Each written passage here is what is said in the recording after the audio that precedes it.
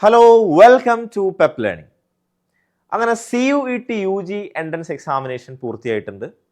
നമുക്കറിയാം, ഇന്ത്യയിലെ സെൻട്രൽ യൂണിവേഴ്സിറ്റികളിലേക്കും മറ്റ് പ്രധാനപ്പെട്ട പ്രീമിയർ ഇൻസ്റ്റിറ്റ്യൂഷൻസിലേക്കും ഡിഗ്രിക്ക് ശേഷം ഡിഗ്രി പഠിക്കാൻ ഉദ്ദേശിക്കുന്ന പ്ലസ് ടുവിന് ശേഷം ഡിഗ്രി പഠിക്കാൻ ഉദ്ദേശിക്കുന്ന ആളുകളെ സംബന്ധിച്ചിടത്തോളം അവർക്കുള്ള പ്രധാനപ്പെട്ട പ്രവേശന പരീക്ഷയായിരുന്നു CUET UG examination. 2024 CUET UG examination പൂർത്തിയായിട്ടുണ്ട്.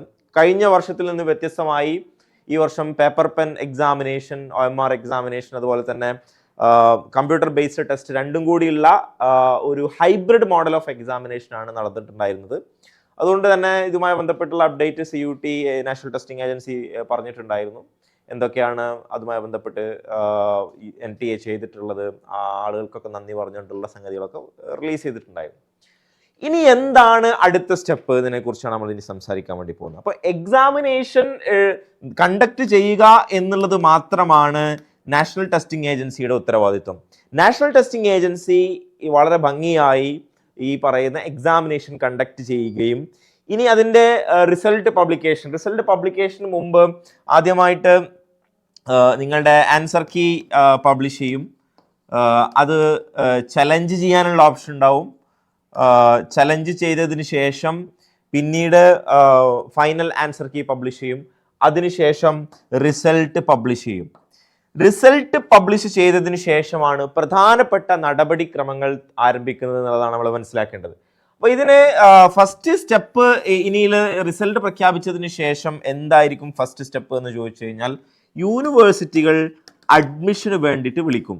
Universities will call for admission.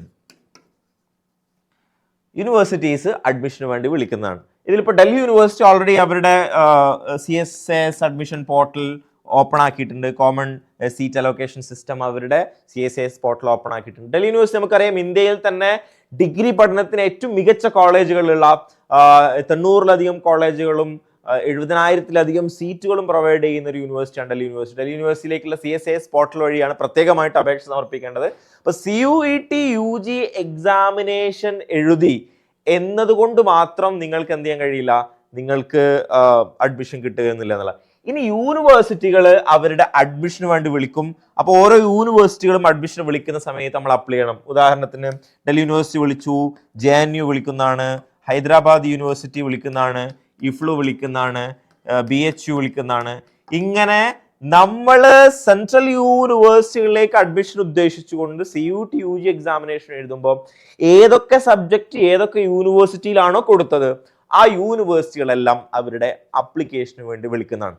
അങ്ങനെ അപ്ലിക്കേഷന് വേണ്ടി വിളിക്കുന്ന സമയത്ത് കൃത്യമായി ഇത് അപ്ലൈ ചെയ്യുക എന്നുള്ളതാണ് നമ്മുടെ മുമ്പിലുള്ള പ്രധാനപ്പെട്ട ടാർഗറ്റ് ഉണ്ടാവുക. അതിൽ ഒരു കാര്യം പ്രത്യേകം സൂചിപ്പിക്കാനുള്ളത് എന്താണെന്ന് വെച്ച് കഴിഞ്ഞാൽ, ഒരിക്കലും നിങ്ങൾ കിട്ടൂല എന്ന് കരുതി അപ്ലൈ ചെയ്യാതിരിക്കരുത് എന്നുള്ളതാണ്. എനിക്ക് ഇത്ര മാർക്കേ ഉള്ളൂ, അതുകൊണ്ട് ഇത്ര മാർക്കുള്ള ആളുകൾക്ക് അഡ്മിഷൻ കിട്ടും, അതുകൊണ്ട് എനിക്ക് അഡ്മിഷൻ കിട്ടാൻ സാധ്യതയില്ല എന്ന് കരുതി നിങ്ങൾ ഒരിക്കലും ചെയ്യാൻ പാടില്ല, അപ്ലിക്കേഷൻ കൊടുക്കാതിരിക്കരുത്. നിങ്ങൾ ഏതൊക്കെ യൂണിവേഴ്സിറ്റിയാണോ ഓപ്റ്റ് ചെയ്യുന്നത് ആ യൂണിവേഴ്സിറ്റികളെല്ലാം അപ്ലിക്കേഷൻ കൊടുക്കണം. അതിങ്ങനെ ഒരു പ്രോസസ്സായിട്ട് നടക്കുകയാണ് ചെയ്യുക. അത് കൃത്യമായിട്ട് ഫോളോ ചെയ്യുക. നിങ്ങൾ ഏതൊക്കെ യൂണിവേഴ്സിറ്റിയാണ് അപ്ലിക്കേഷൻ വിളിച്ചിട്ടുള്ളത്, ഇനി ഏതൊക്കെയാണ് വിളിക്കാനുള്ളത് എന്നൊക്കെ നിങ്ങൾ കൃത്യമായിട്ട് ഫോളോ ചെയ്യണം. ഇനിയിപ്പം ജൂൺ മാസത്തിലൊക്കെ ആയിട്ട് അതിൻ്റെ പ്രോസസ്സുകളൊക്കെ കൃത്യമായിട്ട് നടക്കുന്നതാണ്. അപ്പം അത് നിങ്ങൾ കൃത്യമായിട്ട് ചെയ്യുക എന്നുള്ളത് ഉറപ്പുവരുത്താം. യൂണിവേഴ്സിറ്റികൾ വിളിക്കുന്ന സമയത്ത് അപേക്ഷിക്കാൻ ആവശ്യമായിട്ടുള്ള രേഖകൾ നേരത്തെ തന്നെ തയ്യാറാക്കി വെക്കുക. നിങ്ങളുടെ സർട്ടിഫിക്കറ്റുകൾ, നിങ്ങളുടെ നോൺ ക്രിമിലെയർ ആണെങ്കിൽ non creamy layer certificate, OBC NCL, അതുപോലെ തന്നെ EWS ആണെങ്കിൽ അതിൻ്റെ സർട്ടിഫിക്കറ്റ്, SC/ST ആണെങ്കിൽ അതിൻ്റെ സർട്ടിഫിക്കറ്റ്, അതുപോലെ തന്നെ നിങ്ങൾക്ക് മറ്റെന്തെങ്കിലും സ്പെഷ്യലായിട്ടുള്ള കാറ്റഗറി സർട്ടിഫിക്കറ്റ് ഉണ്ടെങ്കിൽ അതിനുള്ള സർട്ടിഫിക്കറ്റ്, അത്തരം രേഖകളൊക്കെ നേരത്തെ തന്നെ തയ്യാറാക്കി വെക്കുകയും അപേക്ഷിക്കാൻ വേണ്ടിയിട്ട് തയ്യാറെടുത്ത് നിൽക്കുകയും ചെയ്യുക എന്നുള്ളതാണ്. അപ്പൊ ഇത്രയും കട്ട് ഓഫ് ഉള്ള ആളുകൾ മാത്രം അപേക്ഷിക്കുക എന്നുള്ള രീതിയല്ല യൂണിവേഴ്സിറ്റിയെ സംബന്ധിച്ചിടത്തോളം ഉണ്ടാവുക. അതുകൊണ്ട് ഇത്ര മാർക്ക് കിട്ടിയാൽ അഡ്മിഷൻ കിട്ടുമോ എന്നുള്ളത് നമുക്ക് പറയാൻ കഴിയില്ല. കാരണം ഈ വർഷത്തെ അഡ്മിഷൻ പ്രോസസ്സിലൊക്കെ വലിയ വ്യത്യാസങ്ങൾ ഉണ്ടാവാൻ സാധ്യതയുണ്ട്. അതുകൊണ്ട് പ്രത്യേകം ശ്രദ്ധിക്കേണ്ട കാര്യം എന്താണെന്ന് വെച്ച് കഴിഞ്ഞാൽ, നിങ്ങൾ അപേക്ഷ കൊടുക്കുന്ന സമയത്ത് പ്രധാനപ്പെട്ട യൂണിവേഴ്സിറ്റികൾ ഒന്നും വിട്ടുപോകാൻ വേണ്ടി പാടില്ല. നിങ്ങൾ സെൻട്രൽ യൂണിവേഴ്സിറ്റീസ്, പിന്നീട് ഡീംഡ് യൂണിവേഴ്സിറ്റീസ്, അതുപോലെ തന്നെ സ്റ്റേറ്റ് പ്രൊമിനന്റ് യൂണിവേഴ്സിറ്റീസ് എന്നുള്ളത് തന്നെ ഫോക്കസ് ചെയ്തുകൊണ്ട് പോവുക. പ്രൈവറ്റ് യൂണിവേഴ്സിറ്റീസ് ഒക്കെ സ്വാഭാവികമായിട്ട് നിങ്ങളെ അഡ്മിഷന് വേണ്ടിയിട്ട് കണക്ട് ചെയ്യുന്ന സമയത്ത് നിങ്ങൾ അതുമായി ബന്ധപ്പെട്ട് ശ്രദ്ധിക്കേണ്ടതാണ് എന്നുള്ള കാര്യം കൂടി സൂചിപ്പിക്കുകയാണ്. അപ്പോൾ CUT UG എക്സാമിന് ശേഷം ഇനി ഒരു പ്രോസസ്സ് കൂടി നടക്കാനുണ്ട്. ആ പ്രോസസ്സ് എല്ലാവരും ഓർത്തിരിക്കണം. അതിൻ്റെ ഇടയിൽ പല രീതിയിലുള്ള അഡ്മിഷൻ പ്രോസസ്സുകളൊക്കെ നടക്കുന്നുണ്ടാവും. എന്നിരുന്നാലും യൂണിവേഴ്സിറ്റിയുടെ റിസൾട്ട് CUT റിസൾട്ട് വന്നതിന് ശേഷം പ്രധാനമായിട്ടും ഒരുപക്ഷെ റിസൾട്ട് വരുന്നതിന് മുമ്പ് തന്നെ ആയിട്ടും അതത് യൂണിവേഴ്സിറ്റികൾ അവർ അഡ്മിഷൻ വിളിക്കുന്നതാണ്. അപ്പോൾ കൃത്യമായിട്ട് അവരുടെ വെബ്സൈറ്റ് വഴി അപേക്ഷ സമർപ്പിക്കാൻ മറക്കാതിരിക്കുകയും ചെയ്യുക. നിങ്ങൾക്ക് എന്തെങ്കിലും ഇതുമായി ബന്ധപ്പെട്ട സംശയങ്ങൾ ഉണ്ടെങ്കിൽ തീർച്ചയായിട്ടും കോൺടാക്ട് ചെയ്യാം.